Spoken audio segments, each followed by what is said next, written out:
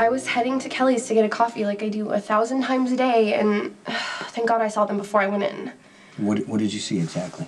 3 guys with baseball bats, smashing up Kelly's, beating poor Mike to the ground. You know how sometimes your brain can't process what your eyes are seeing because it's so surreal? That's exactly what happened to me. And when it looked like one of them was turning my direction, I called 911 and ran. Okay, could you ID any of these guys if you saw them again? Sorry, I didn't see any of their faces. But I did see that one of them had a tattoo on his right wrist. Are you sure you weren't seen? Well, kind of. Yes or no, Maxie? Well, I'm sorry. As soon as it looked like he might be able to see me, I just ran. I didn't see his face. I don't know if he saw mine. Okay, if I may interject, Maximese has only relayed what she's seen through her eyes. Her beautiful... but what I mean to say is that we have other senses. He's asking if you... Did you hear anything? Oh, now that you mention it, they were arguing in some other language, and it could have been Russian because they sounded like the guys who broke into the Crimson office. Okay, did you tell Mac any part of this? No, and I didn't give the 911 operator my name either. Good. Good, you did good. Now you can go. No, I can't leave. I have to know what you're gonna do. Why would I tell you anything? You don't know how to be quiet. You proved that last night. How many times have I asked you to keep your mouth shut? You just said that I did good. Right. I'm not talking about Kelly's. I assume you're talking about Elizabeth. It's not like I went and told the police or anything. Well, you shouldn't have said anything at all. Okay, I'm sorry. I was wrong. I shouldn't have rubbed you and Sam in Elizabeth's face, but she was being really bitchy to me, and I couldn't help it. It doesn't even matter, because this is part of a bigger problem. Because of Spinelli, I've allowed you access to my home and my office, and you hear things you shouldn't hear, and he tells you things you shouldn't know. That's not very fair. I mean, I've proven to you over and over again that I know how to keep a secret. I need to speak to Spinelli alone. Fine.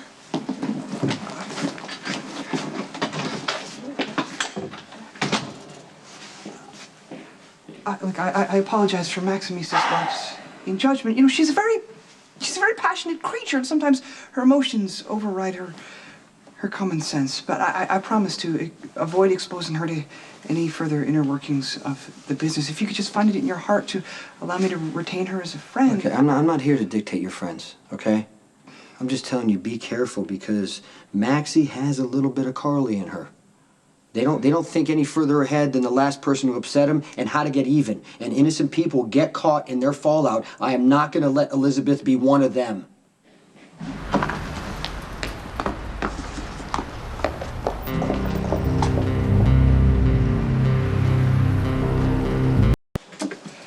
Transport yard is a total mess.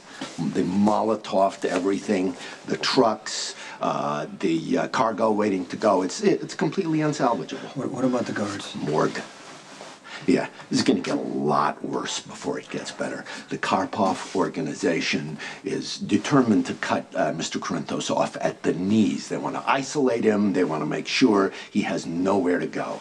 So, due to his recklessness, your war, the war that you fought to prevent, you're right in the middle of it now. I gotta say, if it were me, if I believed Karpov had shot and almost killed a woman I love, I don't know if I would have reacted any differently, Bernie. Well, I beg to differ with you. I have worked for you for a very long time, and I think I know how you operate. Before indulging a desire for revenge, you would consider the people who work with you, and you would see what they have to lose. Mr. Corinthos, not so much. The men are very angry with him for bringing this down. I'll talk with him. Just set up a meeting with all our lieutenants. It's already done. Warehouse 10, 1 hour. No, push it to 8. There's something I need to take care of first. The city is going to be reduced to rubble. What could be more important to you than that right now? Hey, we really need to talk. I'm working. And like you, my work is important to me. Okay, I deserve that.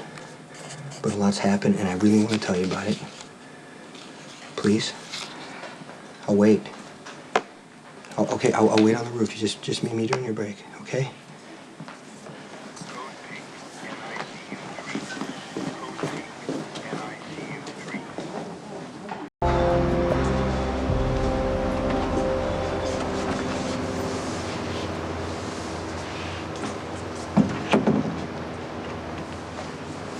I'm sorry about the way I acted downstairs. You don't have to apologize.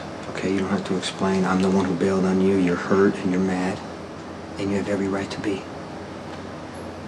Jason, I don't want to be this angry, bitchy, disappointed person. I want to be open to what's good in my life, even if it's imperfect. I know it's more than possible that things will never work out between the two of us, but I also don't want to look back at what we've shared and wish that I'd tried harder. You know I love you. Okay? But sometimes I feel you refuse to look at the facts. I'm not just some guy your friend introduced you to. I mean, the reason I did not show up last night is because somebody is trying to kill me. I am being targeted as part of a retaliation against Sonny. What? My truck yards was hit. And I lost everything. I lost a lot of men. You see what I'm trying to tell you? I'm not just a regular guy with a regular life. This life... What's wrong?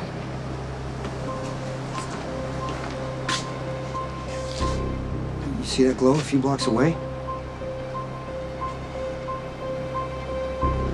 I think it's my office.